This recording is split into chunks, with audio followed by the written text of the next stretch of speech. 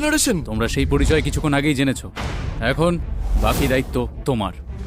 আমি আমি অন্যায় করেছি, আমি আমার সব কথা ফিরিয়ে নিচ্ছি। ওনাকে অপমান করা আমার উচিত হয়নি। যে অপরাধও করেছে, এই অপরাধের কোনো ক্ষমা নেই। আমি কথাগুলো মন থেকে বলিনি, আমি মজা করেছিলাম। দয়া করে আমাকে ক্ষমা করে ওকে দিন। নিয়ে যাও এখান থেকে। 3 দিনও কোনো খাবার পাবে না, ওর চামড়া তুলে নেওয়া হবে গোয়াংঝাও জেলে। ক্ষমা করে দিন, ক্ষমা করে দিন, আমাকে ক্ষমা করে দিন। এবার এই মেয়েটির কি হবে? না জামাইবাবু, আমি কিছু করিনি, বিশ্বাস করো, ও করেছে, ওর প্ররোচনা। তুমি এখন ক্ষমা চাইছো, একটু আগে ওকে নিয়ে যা নয় তাই বলছিলে। এমন মানুষকে বিশ্বাস করা উচিত নয়। ওকে নিয়ে যাও এখান থেকে আর পৌঁছতে দাও জেলে। দিদি, তুমি আমার কথা বুঝবে, তোমার সঙ্গে আমার রক্তের সম্পর্ক। একটিবারের জন্য আমার কথা শোনো, দিদার কথা ভাবো, দিদা কষ্ট পাবে। দয়া করে জামাইবাবুকে বোঝা, আমি হাত জোড় করছি। শোনো, যদি ওর কিছু হয় তাহলে দিদা কষ্ট পাবে। ও তোমাকে মারতে চাইছিল আর তুমি ওকে ছেড়ে দিতে বলছো? আমাদের রক্তের সম্পর্ক, আর প্ল্যানটা তো ও করেনি। ওকে ছেড়ে দাও। শুধু ওর কথা শুনে আমি এবারের মতো তোমাকে ছেড়ে দিচ্ছি। আবার এরকম কিছু করলে আমার হাত থেকে রেহাই পাবে না। যাও। ধন্যবাদ, অসংখ্য ধন্যবাদ, অসংখ্য ধন্যবাদ। আচ্ছা, ওরা যা বললো তাকে সত্যি?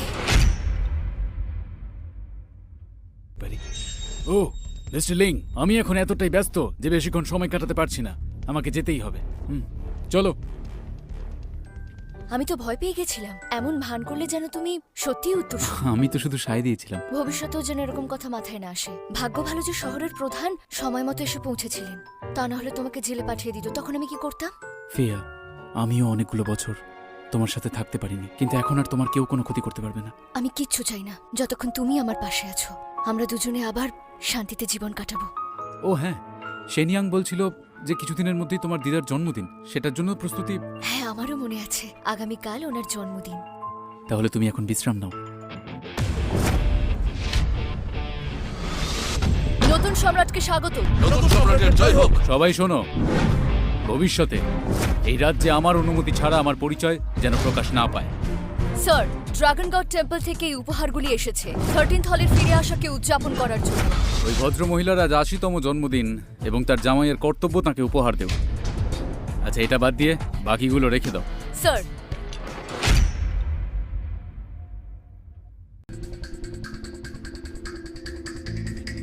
আন্টি। কি তোমার এত দেরি হলো কেন? তুমি জানো না আজ তোমার দিদার জন্মদিন? কিন্তু তুমি ওকে কেন এনেছো? ভেবে দেখেছো গোটা পরিবারের সামনে আমার নাক কাটা যাবে? মা, আমি ভেবেচিন্তেই ওকে সঙ্গে করে এনেছি।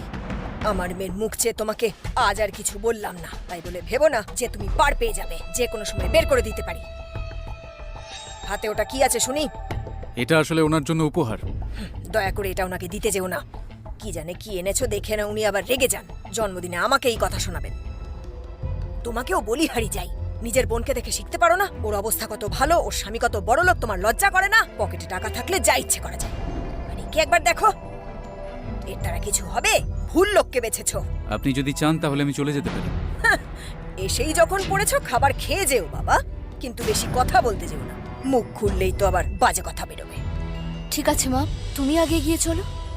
আচ্ছা, আর হ্যাঁ, ভেতরে গিয়ে কিন্তু বেশি বোকা বোকা কথা বলবে না, বুঝতে পেরেছো?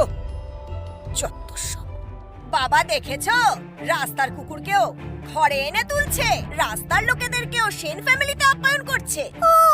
ও তোমাদের পরিবারের লোক, ও তোমার জামাই? ভাবতেই পারছি না তো, বুঝতে পারছি না। দারোয়ান রাস্তার কুকুরগুলোকে বাড়িতে ঢুকতে দিচ্ছে কেন? কুকুর কখনো এভাবে বিষ ওগ্রায় না। যদি আপনি ভালো কথা না বলতে পারেন, চুপ করে থাকুন। কোত্থেকে উদয় হয়েছে ও? এসে যত উল্টোপাল্টা কথা বলছে। ও যে একজন অপরাধী সে কথা সবাই জানে। বৌদি, তোমার কি মাথাটা একেবারে খারাপ হয়ে গেছে নাকি, যে একজন জেল ফেরত আসামিকে নিজের মেয়ের বর করেছো? জানো তো আমার বাড়িতে কয়েকজন রাজমিস্ত্রি কাজ করছে, তারাও কি যোগ্য পাত্র?